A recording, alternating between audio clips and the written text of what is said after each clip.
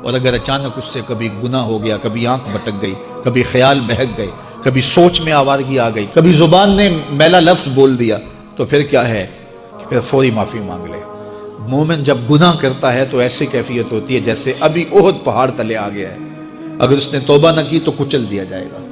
अल्लाह अकबर। तो फिर फौरी माफी मांगता है, तो ये अल्लाह को बड़ा ही अच्छा लगता है। अल्लाह कहता है फरिश्तों से कि देखो मेरा बंदा आखिर मेरी दहलीज पे आया ना, तुम गवाह हो जो मैंने इसके सारे गुनाह माफ कर दिए।